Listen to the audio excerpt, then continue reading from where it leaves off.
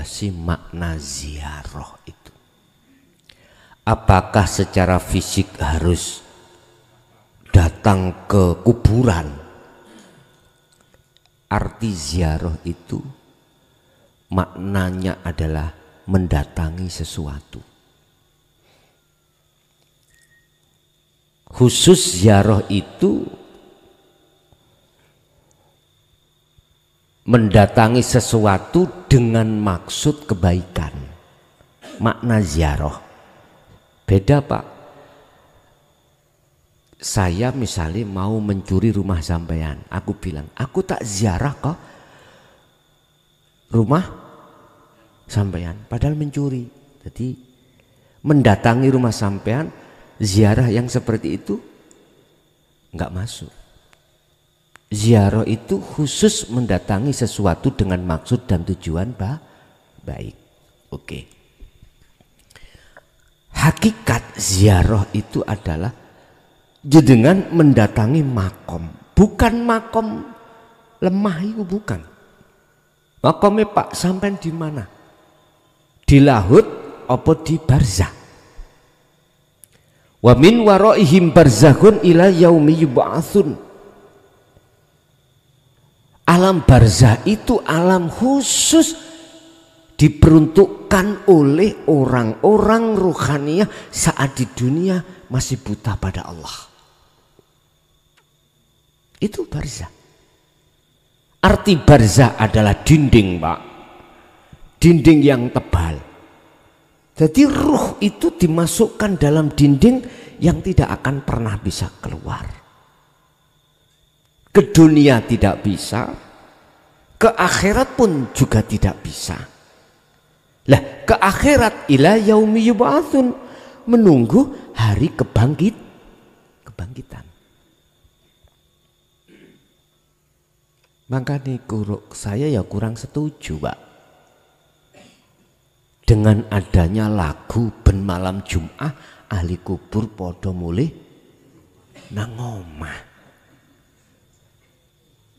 Ya kali ahli syuhud, kalau ahli hijab, nah niki kula sing mboten setuju. Nek ahli syuhud, lalu wong ningali saire iku njaluk donga. Lah ngoten nggih. Ahli syuhud gak minta doa. Justru ahli syuhud ketika diizini Allah untuk ke ahlinya, enggak motivasi. Wis ndang bali yo nang Allah. Gak malah njaluk donga, enggak. Ahli hijab ini yang minta doa. Tapi yo gak boleh Pak, medal dugi pundi. Wong peteng. Ibu coba nanti kalau dari sini ngaji, listriknya dipateni kabeh, jenengan merem mulya. Saged dugi griya. Mboten saged. Dadi enggak bisa.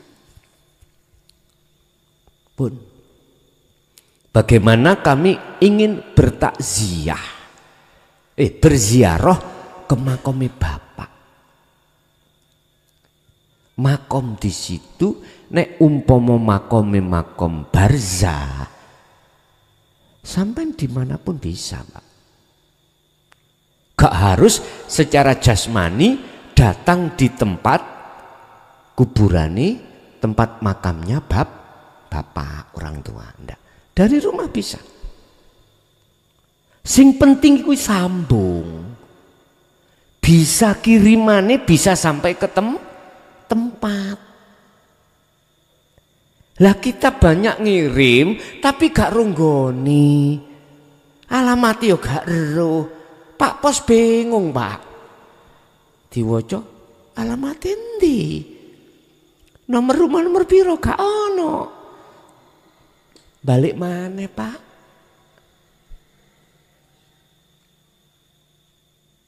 Maksudnya ya napa? Kita mengirim doa pada orang tua. Dikatakan ruh alamati wad'uni nang Allah. Ketika jenengan membaca Fatihah, jasmani iki ruhania sampean bertajali, itu namanya. Sampean iki metuki Allah. Ruhania sampai niku anik budullah itu mengarahkan wajahmu pada Allah.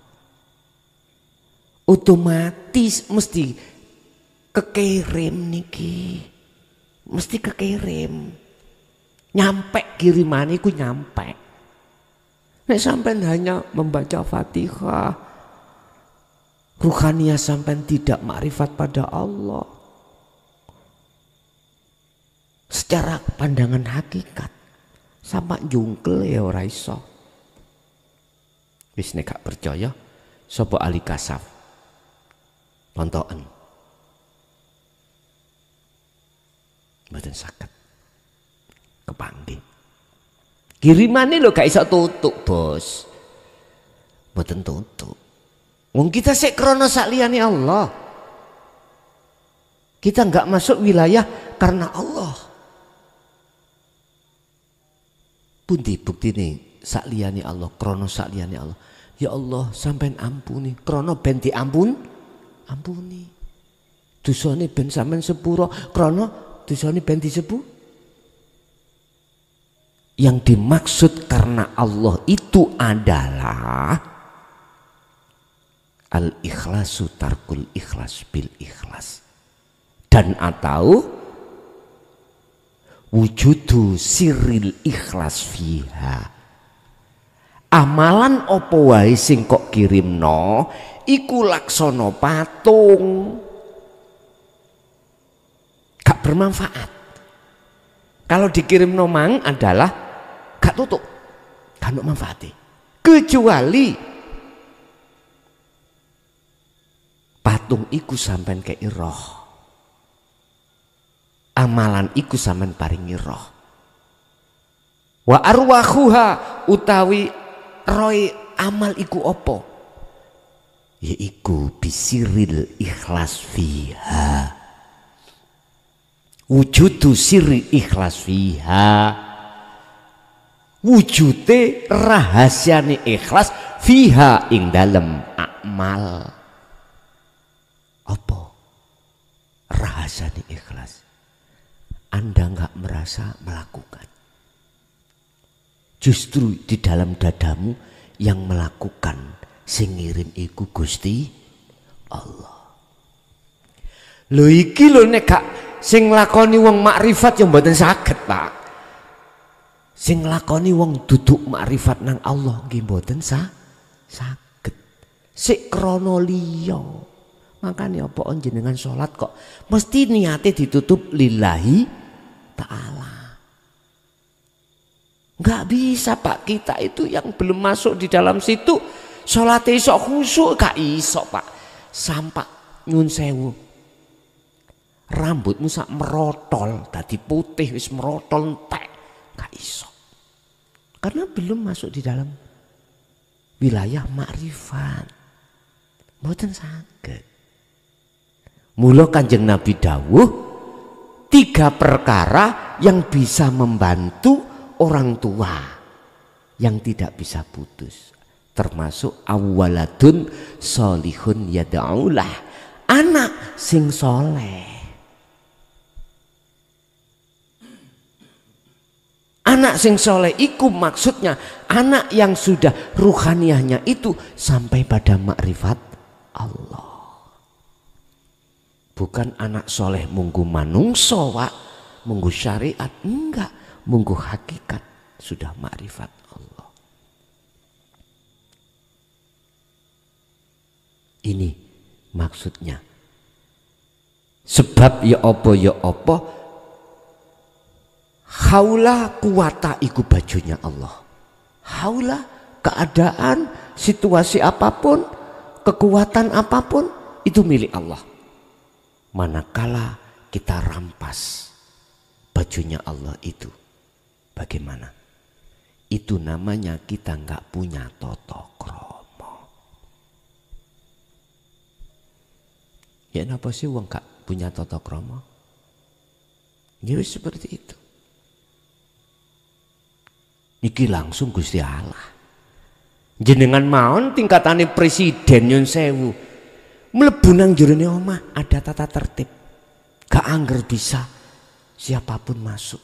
Harus melewati beberapa protap. Gak iso kita langsung salaman ambek presiden. Harus ada penyaringan dulu. Iku mah presiden. Saiki tingkatane presiden dengan Allah dur mana Pak? Iku mang mau nglaksana tok. Makanya kita merasa diri kita yang punya, merasa diri kita yang bisa, merasa diri kita yang mohon maaf lah Pak, yang ngalim, merasa diri kita waduh wis tah. Kalau menurut saya itu lebih jelek daripada iblis. Iblis kesalahannya hanya tidak mau melaksanakan perintah Allah sujud terhadap tapi iblis ngakoni Allah ikut Tuhani. Iblis Pak. Lah kita wa minan nasi may yaqulu amanna billahi wa bil yaumil akhiri wa ma hum bimu'minin. Ayat terakhir iki, kalimat terakhir gak ngenakno. Sebagian besar di antara manusia banyak mengatakan aku beriman pada Allah dan hari akhir, wa ma hum bimu'minin. Sebetulnya dia tidak beriman. Manusia. Siapa iblis Pak? Iblis hanya kesalahannya tidak mau menjalankan perintah Allah berupa sujud nang Adam. Kita ngerampas bajunya Allah. Mulai wujud, sifat ma'ani. Waduh.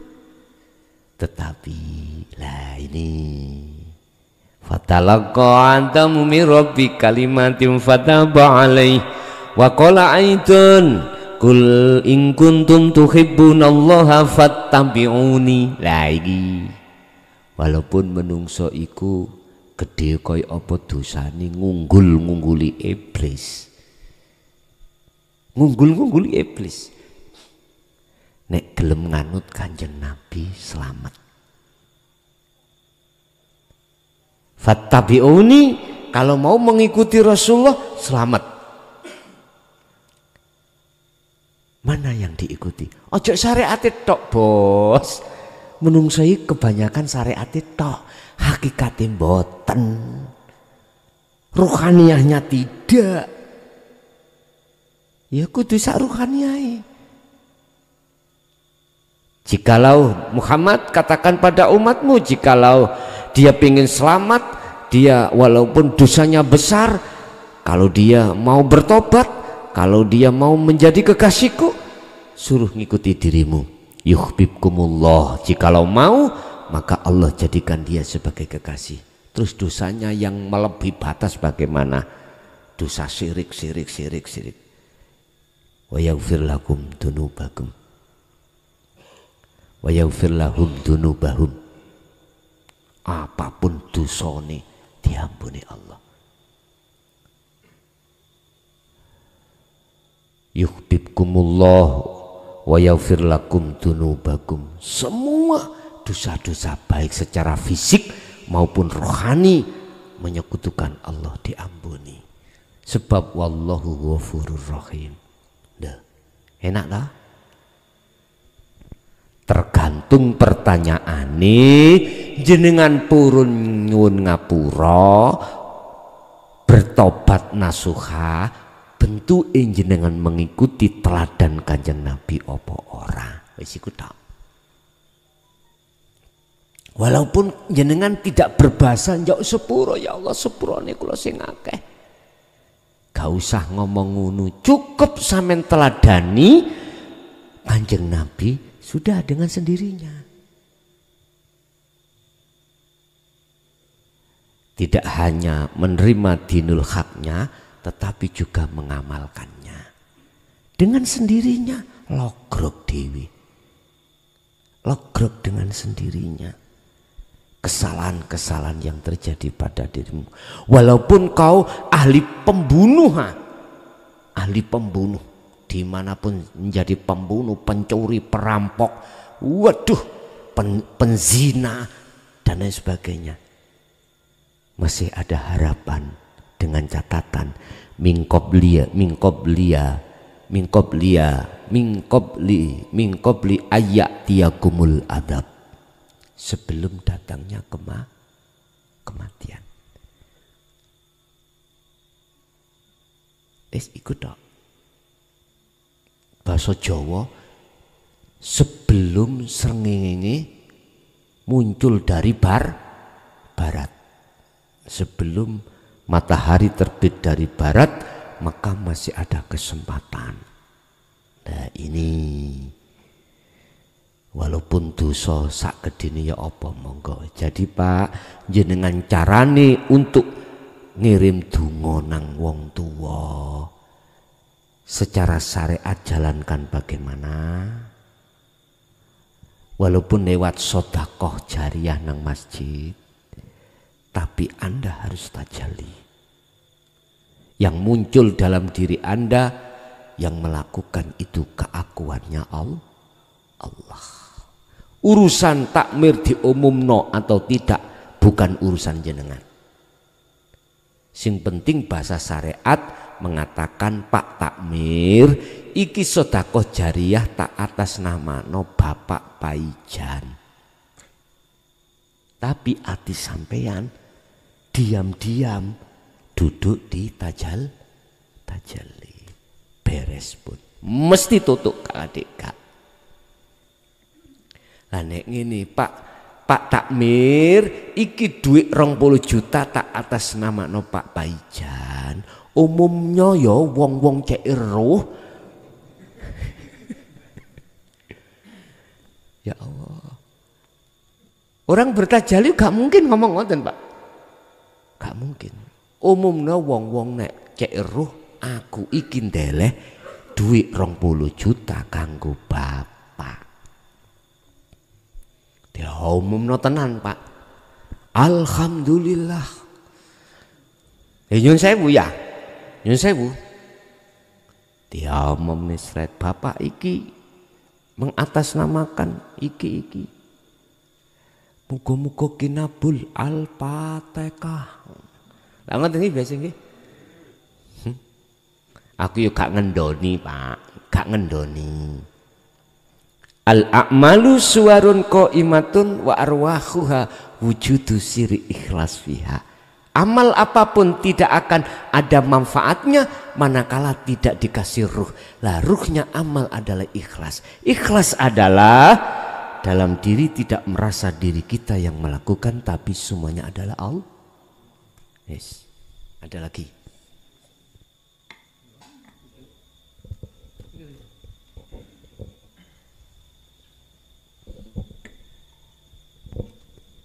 Assalamualaikum warahmatullahi wabarakatuh. Ngapunten Gus, kaula nate mireng makalah ngaten.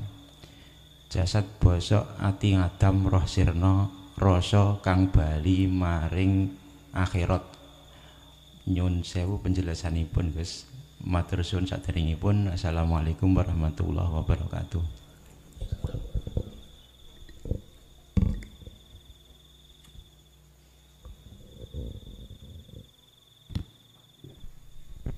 Jasad bosok iku berarti jenengan menetapkan sifat hakikati hamba pada hamba. Apa sifat hakikati hamba makhluk? Yaitu la haula wala quwata. Batang, ada yang mengatakan batang urip. Ketika dirimu menetapkan sifat asline makhluk, yaitu la haula wala quwata, itu dikatakan jasad bosok. Terus tadi terus siapa? Apa? Ati ngadam. Ati ngadam niku maksudnya ngadam ngenggo ngain napa hamzah? Adam Nabi Adam. Bukan. Oh ya wis paham nek ngono aku. Ngadam berarti ngenggo ngain. Ngadam berarti maknanya adalah tidak ada. Ya. Apa sih hatiku? Imam Ghazali di dalam kitab Ihya kalau mengatakan hati itu adalah bukan seperti atine PT, atine wedhus, bukan. Al-qalbu ay ar-ruh. Ruh. Ruh iku juga ngadam, ora ono. Ono sebab di ono sing ono yaiku Gusti Allah. Posisi ruh iku minangka menungso iku isi, terus jasad itu wadah. Laksana manuk dengan kurungan. Nek kurungane iku mang rusak, manuke ucul. Bahasa Indonesia ucul iku, Pak. Lepas. Lepas. Ati ngadam terus itu apa? Roh sirna. Ketika saat jenengan wis paham tentang masalah hati, sebetulnya adalah roh utawa ruh. Nek cara bahasa Quran iku ruh. Roh iku kan bahasa Jawa. Roh iku sirna, maksudnya jenengan niki sudah sampai pada yang disebut makrifat. Baik jasad maupun roh itu semua fana, semua sirna. Yang nyata adalah yang ada. Syarat sampai kali kula iki bisa sampai pada makrifat, Anda harus kembali ke asal kita. Asal kita tidak ada. Adanya sebab diadakan oleh yang ada. Berangkat dari ada. Sehingga secara syariat kita kayaknya ada. Sebabnya diadakan. Hakikat memang ngomong. Koyoke kau ada. Selama di dalam dirimu merasa dirimu ada, maka selama itu Anda tidak akan pernah tahu mana yang sebenarnya yang ada, yaitu Allah Subhanahu wa ta'ala. Maksud daripada kembali kepada asalmu dari tidak ada kemudian diadakan oleh yang ada, maka disitulah kau akan tahu siapa yang ada. Ingsun Allah hanyalah yang ada. Kalau sudah kembali loh Pak ya. Kalau sudah kembali.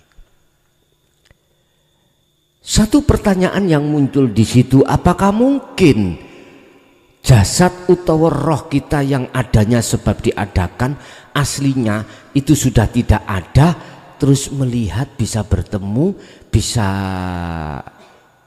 apa ya? Menyatu terhadap yang ada.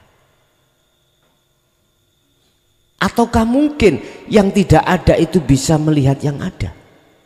Gak mungkin. Yang bisa melihat yang ada itu adalah yang ada. Padahal yang ada itu cuman Allah. Berarti yang melihat Allah itu Allah. Itu maksudnya ada di situ. Berarti wong sing makrifat itu wong sing kelangan wonge yo bener. Iya, orang yang sudah kembali pada Allah, sudah kembali kepada asal. Gini ki, ilmu membingungkan.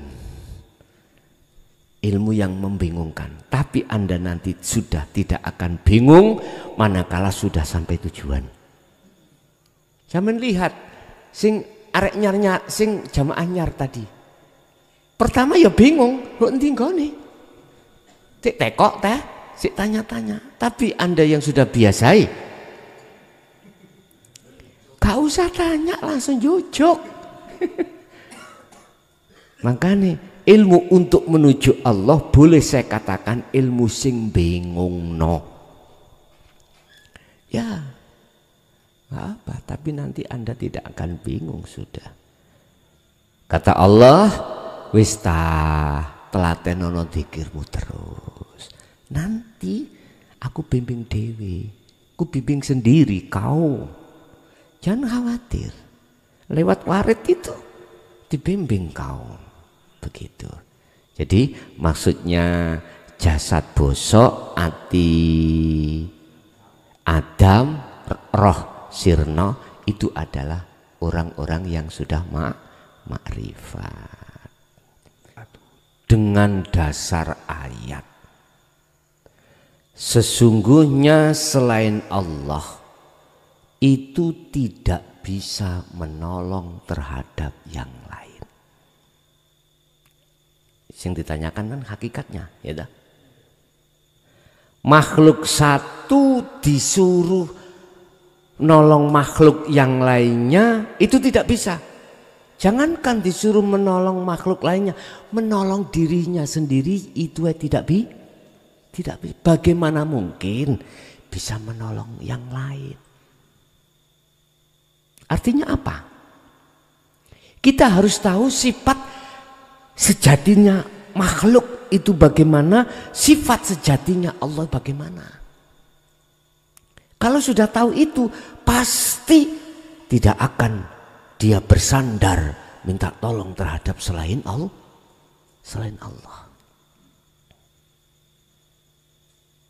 Ngomong hakikat loh Pak, berarti aku ngomong sejatinya, asli nih. Lah, niku ada keterangan Rasulullah bisa memberi syafaat umatnya. Lah ngeten nggih. Rasulullah kan makhluk.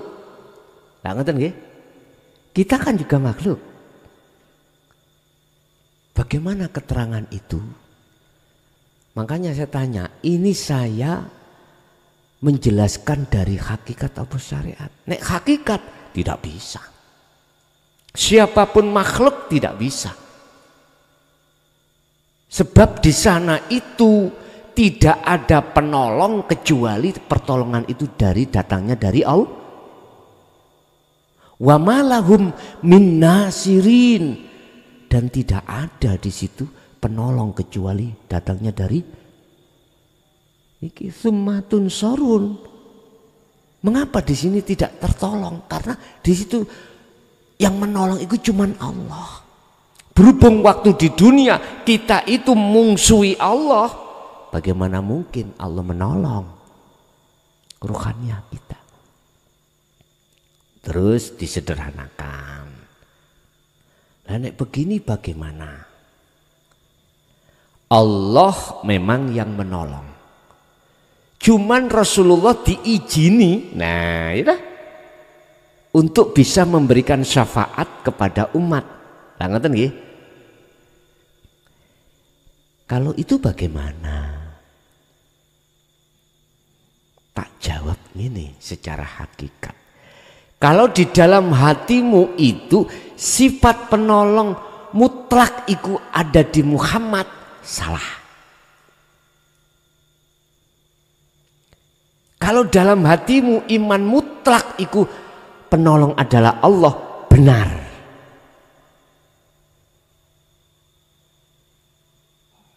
Sebab Allah tidak pernah melibatkan minta tolong terhadap siapapun dalam hal ngurusi apapun, baik di dunia maupun di akhir. Kalau memang begitu, ya jangan ada malaikat menjaga surga dan menjaga neraka. Lah itu ada malaikat Ridwan, ada malaikat Malik. Gayamu melihat itulah, cara melihatnya itulah yang keliru. Jangan melihat makhluknya, lihatlah hidupnya. Hidupnya siapa? Kalau kau melihat makhluknya mesti Ridwan. Kalau melihat makhluknya mesti Malik.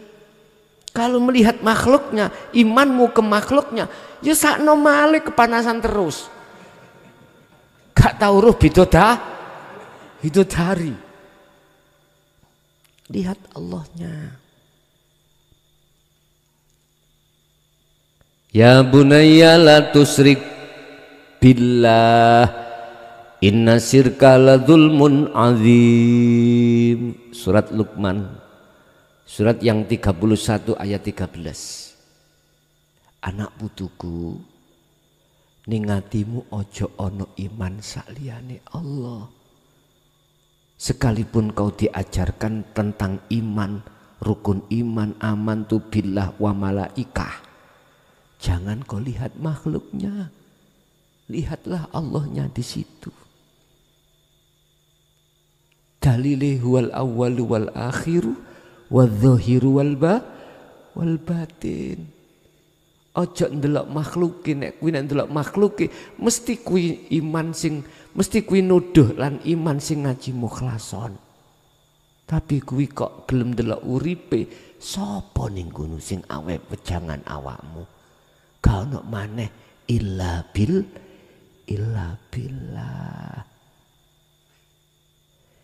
Ngene iki dulu gak wani ngomongno, Pak. Saiki wis diomongno penak gamblang, kok ya sik gak ngandel. Ya mbuh rek wis gak ngerti aku. Terhadap umat iki aku wis gak ngerti. Wis enak, estu wis enak. Memang secara syariat ada tradisi kita, kalau hari-hari bulan-bulan tertentu kita berziarah ke para wali. Kalau imannya terhadap makhluk, mohon maaf, stop. Maneman jerone ati kok iseni sakliyane Gusti Allah. Kalau imannya itu takziahmu ikut terhadap Allah, ziarahmu ikut terhadap Allahnya, monggo. Mengapa tidak lakukan? Berarti sifatnya relatif. Saya bicara seperti ini dari sisi hakikat. Golongan-golongan sing ada di bawah itu biar munggah. Ngoten lho. Biar tahu melakukan apa tujuan. Apa tujuannya? Biar tidak selain Allah. Tugas kita di dunia apa sih, Pak? Kewajiban kita itu diletakkan di dunia. Illa liya'budun. Makrifat Allah. Manut nang Allah. Tidak yang lain. Artinya yang kerja silakan kerja. Yang beraktivitas apapun silakan. Cuman jadikan itu sebagai jalanmu, sebagai thariqahmu bertemu Allah di situ. Itu loh maksudnya illa liya'budun itu. Nggih. Terkait masalah kehendak tadi apa nih? Oh, nafsu dengan hawa nafsu. Beda, Pak. Keinginan hawa adalah keinginan ya. Keinginan yang bersifatkan jauh dari Allah kalau kita mengatakan nafsu, hawa nafsu. Kesenangan yang ditimbulkan oleh nafsu. Lah, nafsu itu siapa? Nafsu itu jiwa, roh yang belum bersih.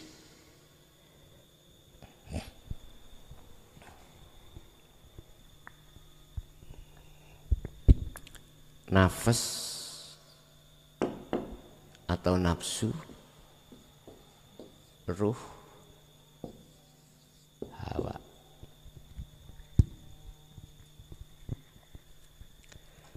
Nafsu itu adalah ruh yang masih belum bersih.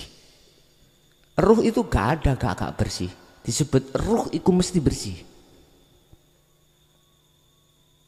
Olehnya tidak bersih itu, olehnya disebut nafsu itu karena tidak bersih.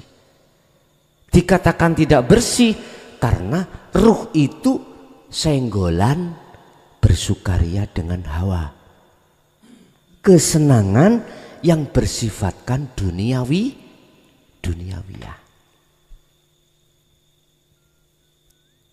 Ada yang mengatakan jiwa, nafsu itu ada yang mengatakan jiwa. Ya ayyatuhan nafsul mutmainnah, wahai jiwa yang tenang. Belum roh lagi loh, belum loh. Itu dipanggil irji'i dengan kata perintah. Kalimat perintah irji'i kan belum berangkat, Pak. Sik perintah. Berarti belum disebut roh. Masih disebut jiwa. Mengapa disebut jiwa? Karena posisi masih kotor. Dikatakan kotor, ruhaniyah ini masih bersenggolan dengan hawa nafsu, kesenangan dunia. Jiwa atau nafsu sebagai subjek, hawa sebagai objeknya. Subjek dengan objeknya. Lah sing dimaksud jiwa, nafsu itu adalah ruh. Yang ruh itu masih menghadap terhadap tauhid atau kesenangan. Makanya disebut hubbud dunya, hubbus syahwah. Ada di situ.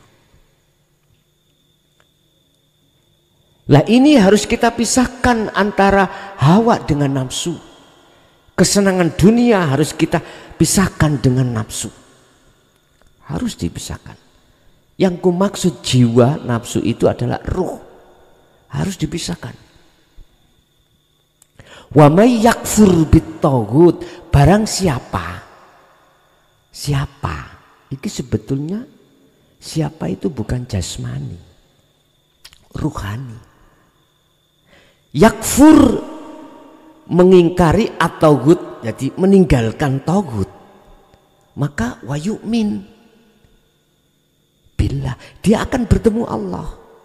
Barang siapa ruh kalau suci dari hawa nafsu atau kesenangan dunia, maka dia akan bisa bertemu Allah. Kalau dipanggil ngatekne oleh Allah, irji'i baliyo siro ila rabbiki maring pangeran sira.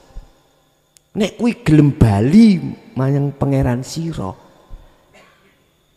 oleh bali rodiatan mardiyah tanpa tendensi apapun, ridho dan diridani, yo fadkhuli, maka dimasukkanlah fi ibadi golongan kawula wadkhuli jan.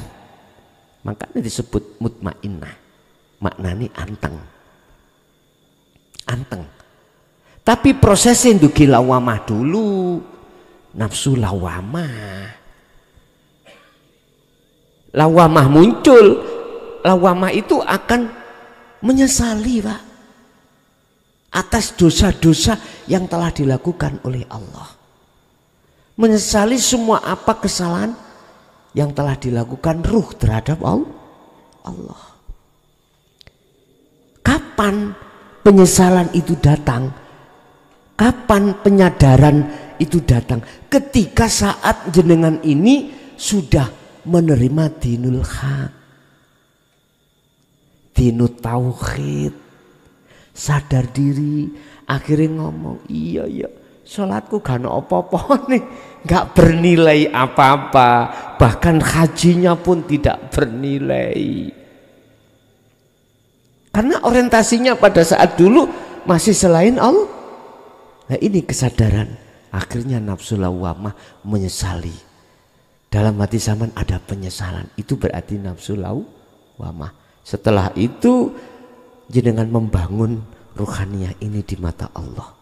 Sedikit demi sedikit kembali pada Allah. Makanya disebut mutmainnah. Akhirnya itulah ruh. Baru disebut ruh kalau sudah masuk jannah di sini. Satu.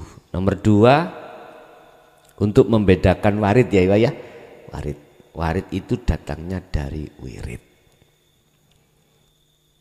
Sekarang kita posisi masih ada di ahli hijab. Apapun alasannya nggak ada warid minallah. Semua itu warid minan nafsu, minas syaiton.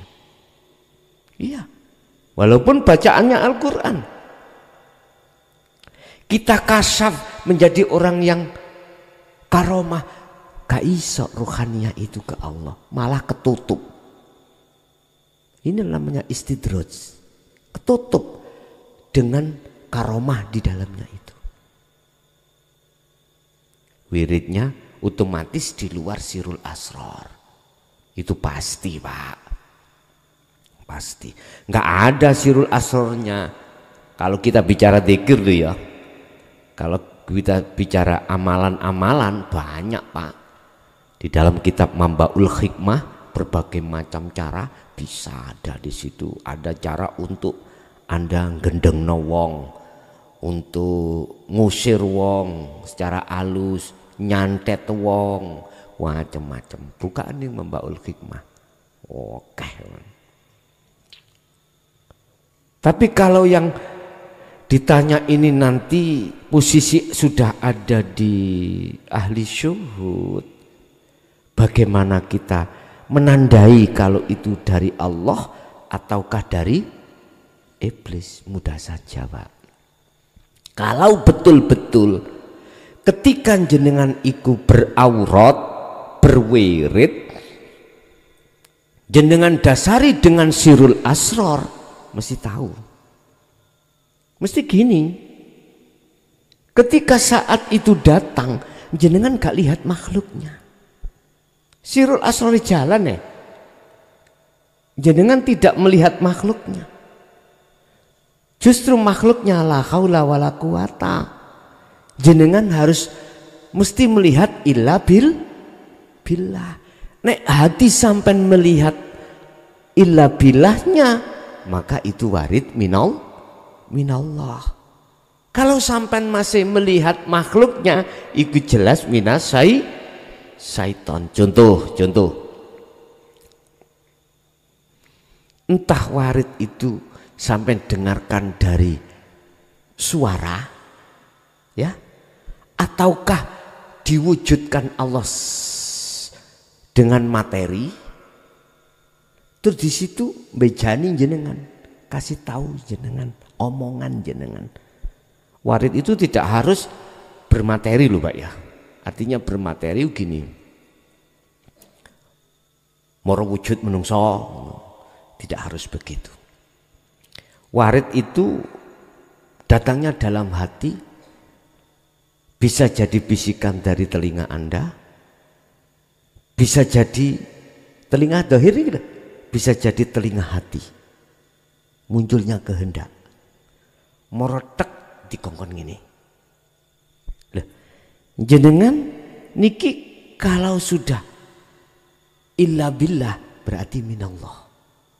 Kalau jenengan niki sih nyawang datangnya warid itu suarane atau makhluknya, ini jelas minas syaitan. Apapun itu bentuk perintahnya warid. Tadi sudah saya katakan, tugasnya warid itu hanya 2. Pertama, ngusir nafsu ben gak ngajak jenengan pergi ke arah timur. Yang kedua, nyeret sampean hanya menghadap pada Allah arah barat. Hanya itu. Kalau sudah sampai ke barat kepada Allah, warid ini wis tugasnya selesai.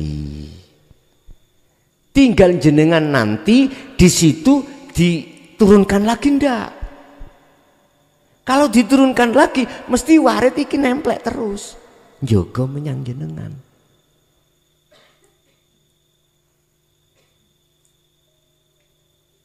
Kalau sampai ono kono terus gitu, misalnya gak diduk-dukno, ya sudah malah penak.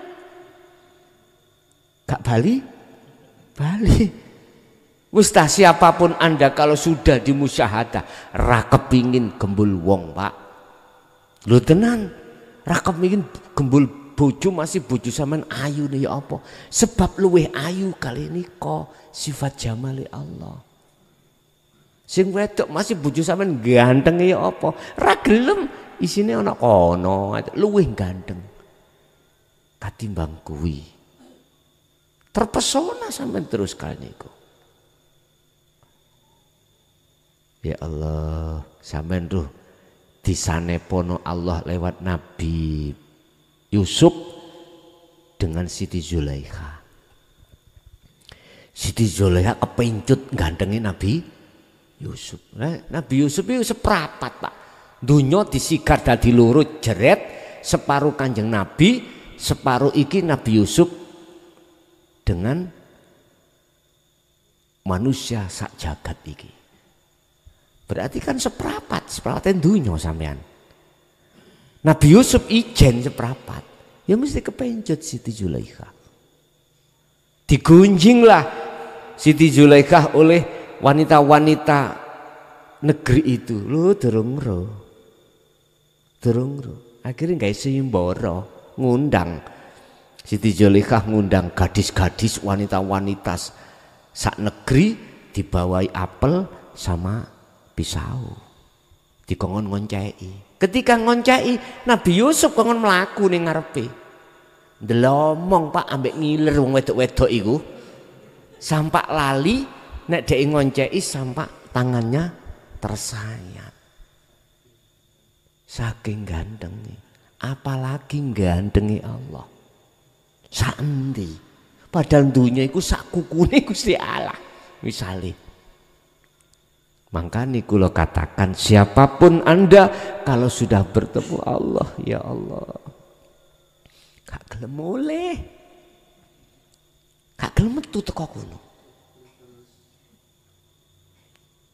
Akhirnya dikasih sistem oleh Allah. Ini sistemnya.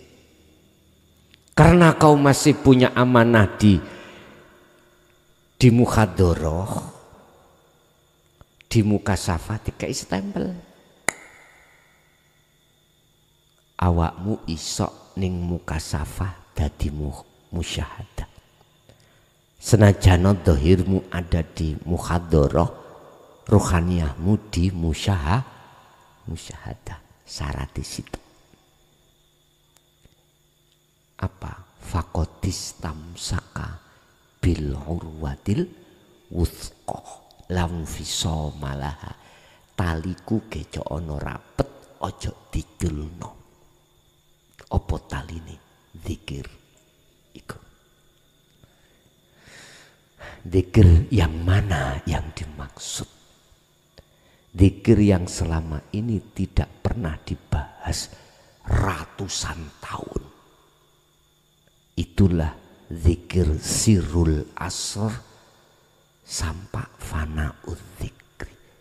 Cara ngomong bahasa kalimat tauhid la ilaha illa anta dan la ilaha illa ana. Gak berani para alim ulama yang sudah sampai di situ gak berani ngomong. Andai kata berani yo dengan bahasa bahasa isyarah dan waktu tempat yang tersembunyi.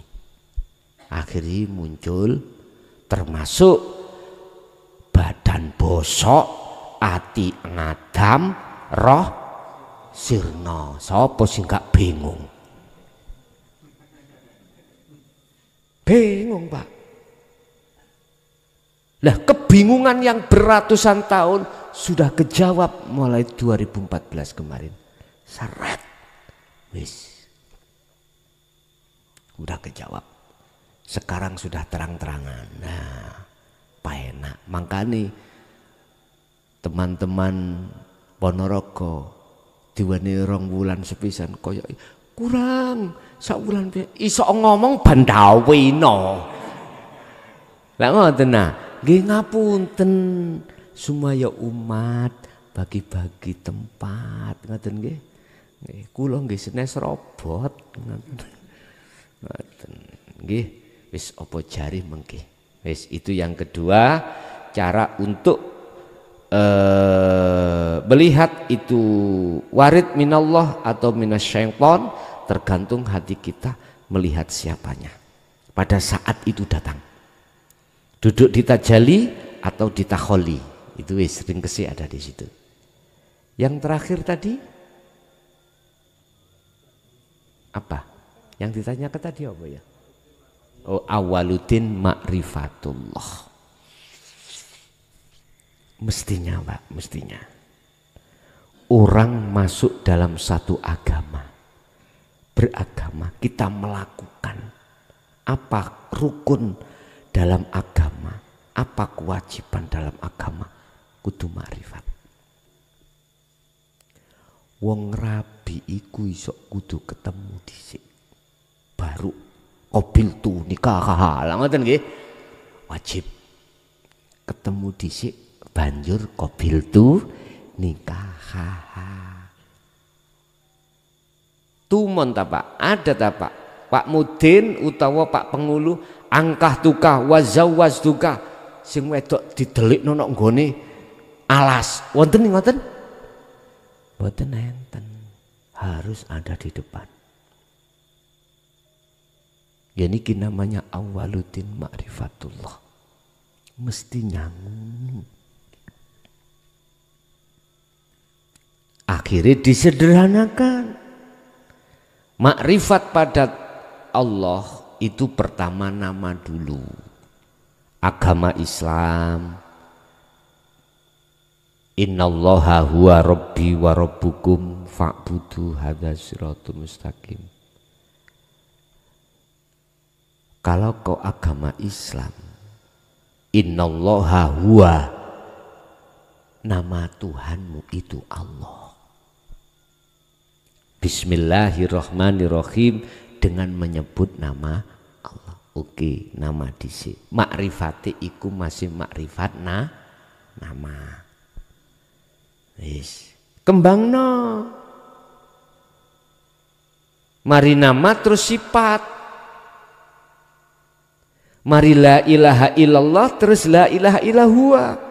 Sifate dibahas. Kuwi mari dikenalno wong, aku duwe tangga son jenenge iki. Ya aja ujug-ujug langsung seneng. Saya harus tahu sifatnya dia. Akhirnya aku tanya-tanya sifatin duwe gimana toh? Jenenge iku adalah Mbak Fitri. Iya, Mbak Fitri. Sifatnya ya apa? Cocokkah ambek aku? Tak cocok no. Gak langsung dituduhno jenenge Mbak Fitri, langsung moro nang omahe tak rabi. Wah. Durung mempelajari, durung pacaran, belum nador, wis ojo sih. Artinya kita memang di dalam Islam dikenalkan Tuhan kita Allah. Teruskan ke sifat. Biasanya di thariqah. Mari la ilaha illahua, ya la ilaha illa anta. Proses pertemuan. Artinya kalau sudah cocok dengan sifatnya benar, akhirnya kita mencari yang memiliki sifat itu. Untuk bertemu, mengadakan satu tujuan, yaitu nikah. Jenengan khitbah namanya. Ngelamar. Sudah cocok ya, ngelamar. Kita setelah itu la ilaha illa anta sudah selesai, maka sampailah kita ke la ilaha illa ana. Artinya kita harus mengamalkan, meneruskan makrifat terhadap zat.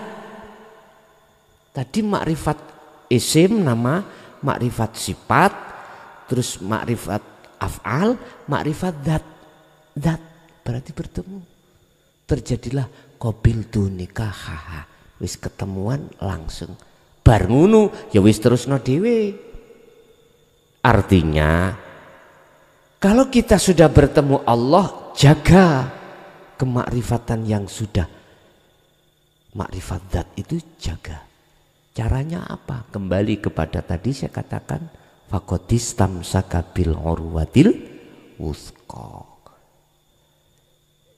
Pegang tali erat iki. Jangan dilepas. Cara istilah orang sudah keluarga, pegang tali nikah, jangan pernah talak.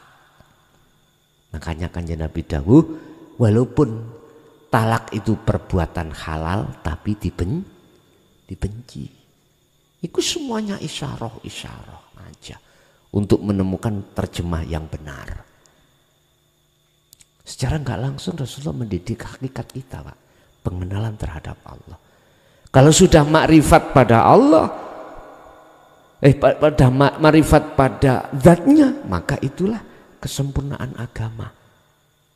Dan ini telah diterangkan di dalam satu surat Al-Baqarah 208. Wahai orang-orang yang beriman, masuklah kau di dalam Islam dengan sempurna. Artinya makrifatmu sempurna.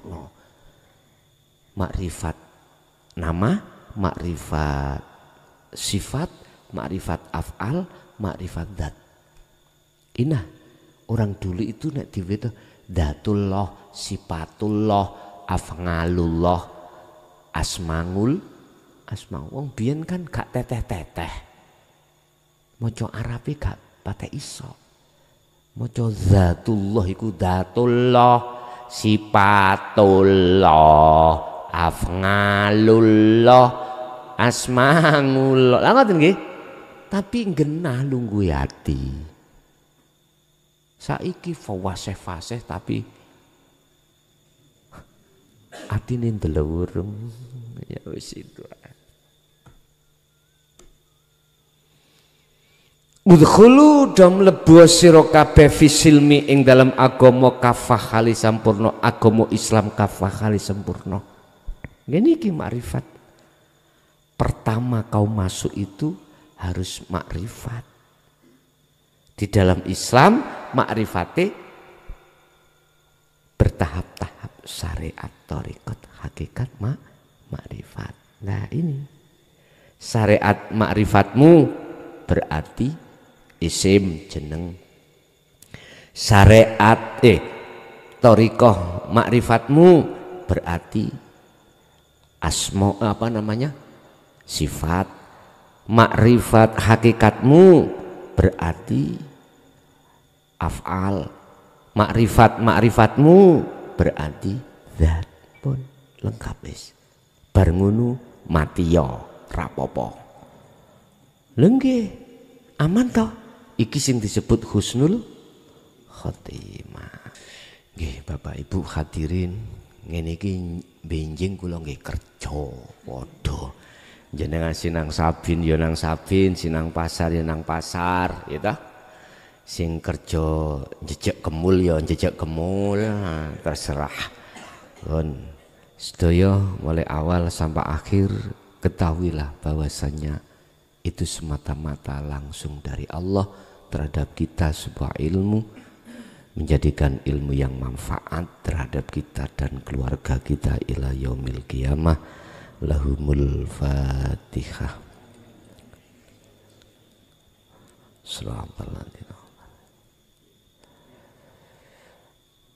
Awalan wa akhiran, menawi wonten kalimah yang kurang berkenan kula nyuwun agunge pangapunten. Akhirul kalam. Assalamualaikum warahmatullahi wabarakatuh.